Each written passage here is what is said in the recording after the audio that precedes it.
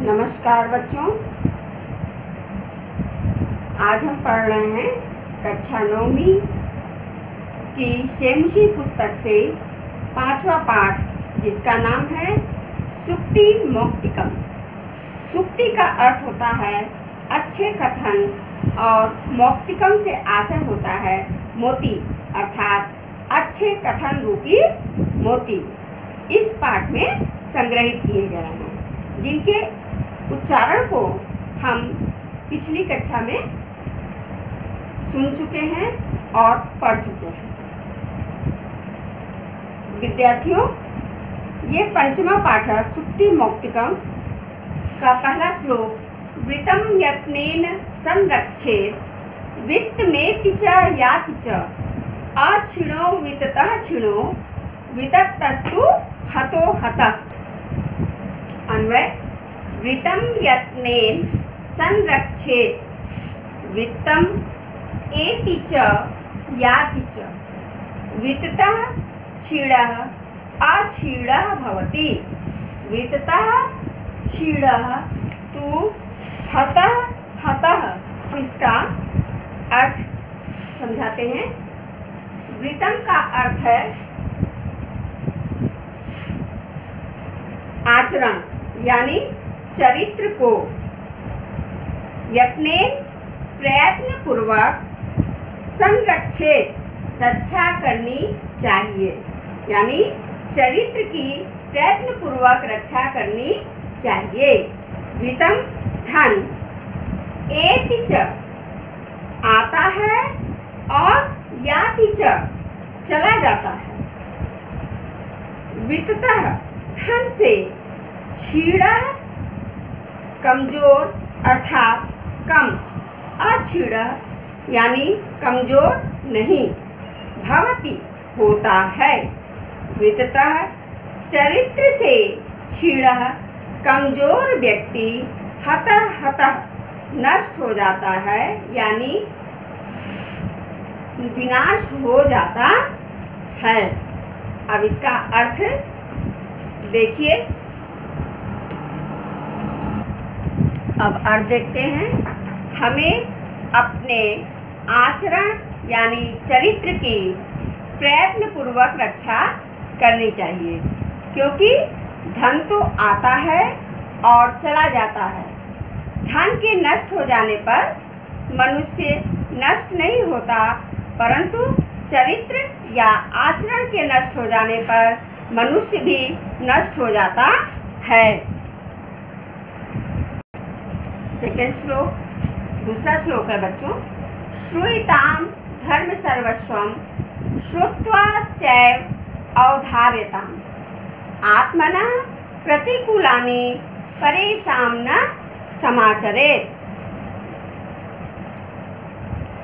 अन्वय: धर्म सर्वस्वम श्रूयताम श्रुत्वा च एव अवधार्यताम आत्मनः प्रतिकूलानि परेषां न समाचरेत्। बच्चों, ये श्लोक जो है वो विदुर नीति से लिया गया है। धर्म अर्थात धर्म का, सर्वस्वम सब कुछ, श्रूयताम सुनना चाहिए या सुनिए, श्रुत्वा सुनकर, एव ही अवधार्यताम ग्रहण कीजिए या धारण कीजिए, आत्मनः स्वयं के लिए, प्रतिकूलानि प्रतिकूल हो या अच्छा न लगे, अर्थात जो व्यवहार स्वयं के लिए प्रतिकूल हो, परेशान दूसरों के साथ नहीं समाचरित करना चाहिए। अब देखते हैं भावार्थ। अर्थ है, धर्म के तत्व को सुनो और सुनकर उसको ग्रहण करो, अर्थात धारण करो, उसका पालन करो।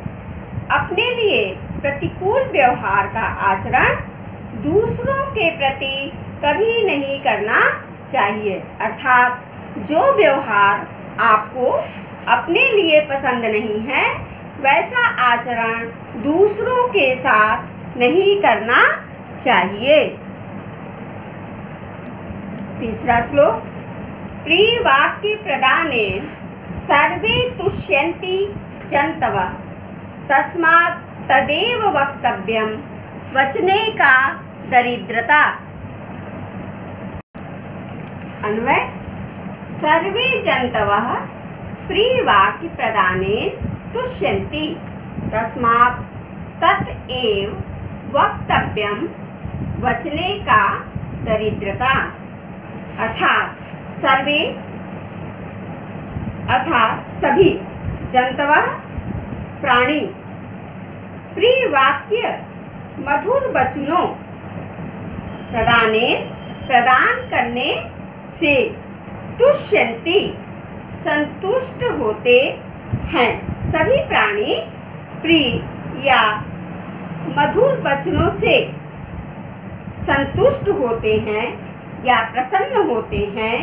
तस्मात् इसलिए तत् वह अर्थात प्रिय वचन बोलने वाला मधुर वक्तव्यम बोलने चाहिए। वचने बोलने में वाणी में दरिद्रता अर्थात गरीबी या कंजूसी का कैसी। अब अर्थ देखते हैं। अब अर्थ देखिए। प्रिय वचन बोलने से सब प्राणी प्रसन्न होते हैं, तो हमेशा हमें मीठा ही बोलना चाहिए, मधुर ही बोलना चाहिए, प्रिय ही बोलना चाहिए। मीठे वचन बोलने में कैसी दरिद्रता अर्थात बोलने में कंजूसी नहीं करनी चाहिए। हमेशा मीठी बातें ही करनी चाहिए, मीठा ही बोलना चाहिए। चौथा श्लोक। पिबन्ति नद्यः स्वयमेव नाम्भः स्वयं न खादन्ति फलानि वृक्षाः नादन्ति सस्यं खलु वारिवाः परोपकाराय सतां विभूतयः। अब अन्वय।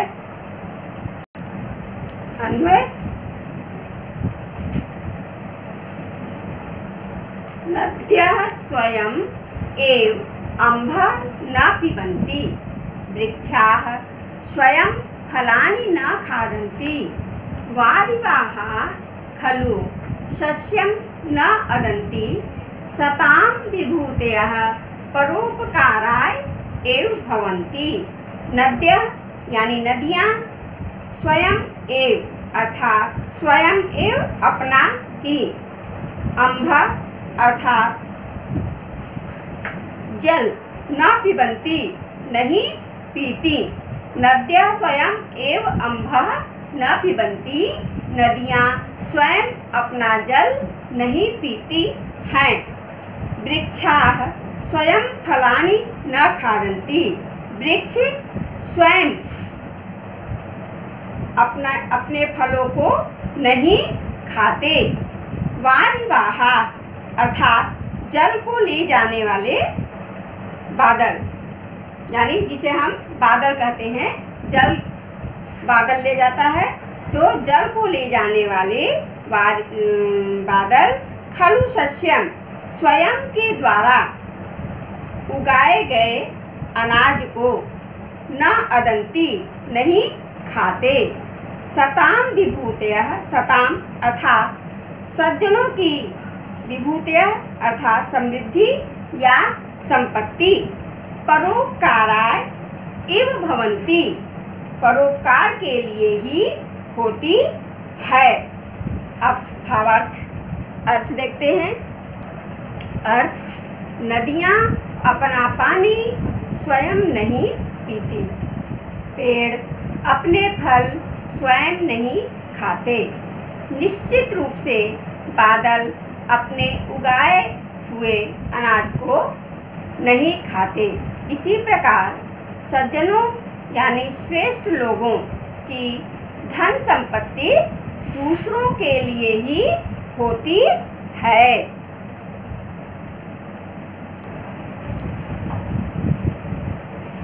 पांचवा श्लोक, गुणस्वेव ही कर्तव्यः प्रयत्नः पुरुषैः सदा गुणयुक्तो दरिद्रो अपि नेश्वरैः गुणैः समः। अन्वय देखो, पुरुषैः सदा गुणेषु एव हि प्रयत्नः कर्तव्यः गुणयुक्तः दरिद्रः अपि अगुणैः ईश्वरैः समः न भवति। अर्थात पुरुषों के द्वारा सदा हमेशा गुणेषु गुणों में या गुणों की प्राप्ति में ही प्रयत्न करना चाहिए। गुण युक्त, गुण से युक्त होने पर दरिद्र भी अर्थात धनहीन भी गरीब भी अगुणैः ईश्वरैः समः न भवति। अगुणैः मीन्स गुण रहित अर्थात गुण न रहने पर ईश्वरैः ऐश्वर्यशाली यानी धनाढ़ व्यक्ति समः उनके बराबर न भवति नहीं होता। अर्थात धनहीन गुणवान के समान नहीं होता। इसका आशय है, इस श्लोक का आशय है कि जो गुण युक्त धन रहित व्यक्ति ऐश्वर्यशाली धनाढ़ व्यक्ति से गुणवान होता है। अब इसका अर्थ देखते हैं।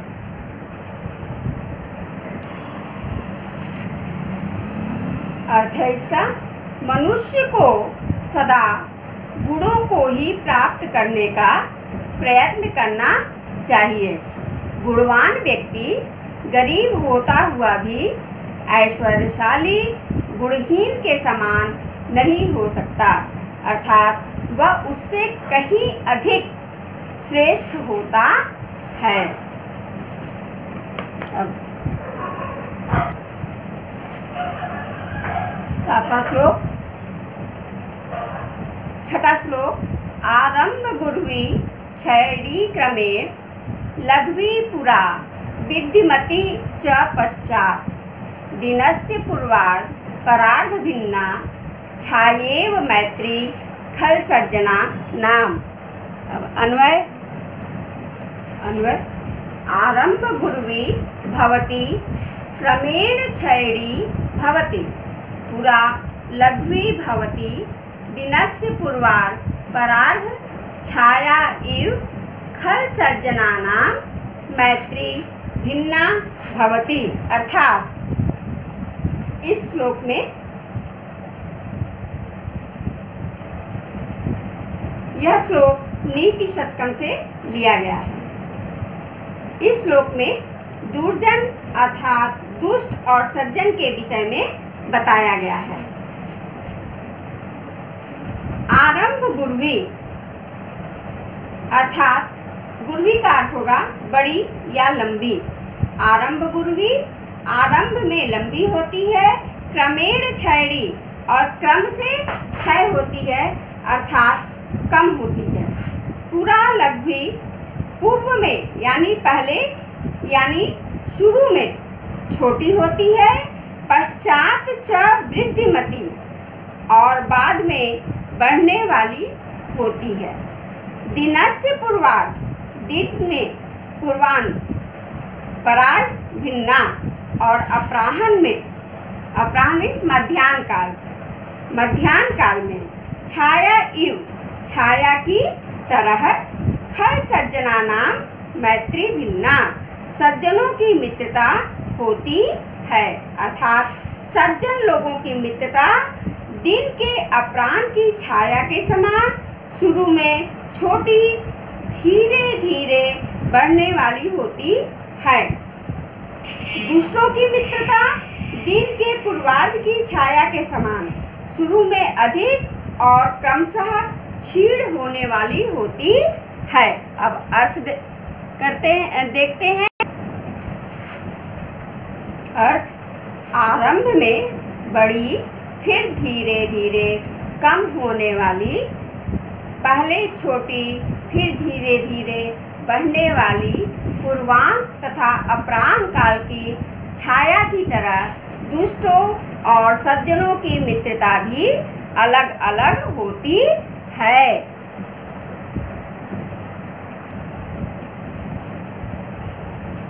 यत्रापि कुत्रापि गता भवेयु हंसा मही मंडल मंडनाय हानिस्तु तेषां हि सरोवराणां येषां मरालयः सह विप्रयोगः।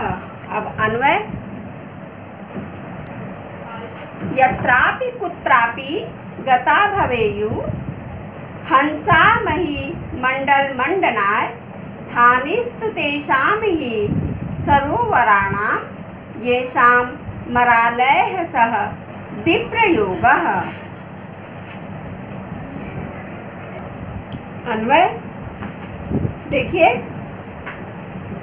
हंसाः यत्र अपि कुत्र अपि महिमंडल मंडनाय गताः भवेयुः हानिः तु तेषां सरोवराणां हि भवति येषां सरोवराणां मरालयः सह विप्रयोगः भवति। अर्थात हंसाः हंस यत्र अपि जहाँ पर भी, कुत्र अपि कहीं भी,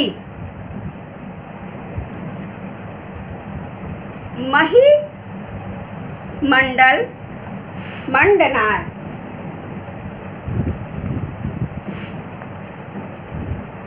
महिमंडल मंडन गते यानी चले जाएं। मंडनाय पृथ्वी को सुशोभित करने के लिए ले जाएं। अर्थात हंस जहाँ पर भी कहीं भी पृथ्वी को सुशोभित करने के लिए चले जाएं। हानि तु लेकिन हानि तो तेषां सरोवराणाम उन तालाबों की होती है, उन सरोवरों की होती है। ये शाम जिनका मरालयः सह हंसों के साथ विप्रयोगः भवति वियोग होता है। अब भावार्थ को समझ ले। हंस जहाँ कहीं भी चले जाएं, महिमंडल मंडनाय पृथ्वी को सुशोभित ही करेंगे। जहाँ पर भी चले जाएंगे वो पृथ्वी को सुशोभित ही करेंगे। लेकिन हानि तो उन तालाबों की होती है जिनका हंसों के साथ वियोग हुआ है, अर्थात अलग हंस के साथ अलग हुए हैं, यानी सरोवर के साथ अलग हुए हैं। अब अर्थ देखिए।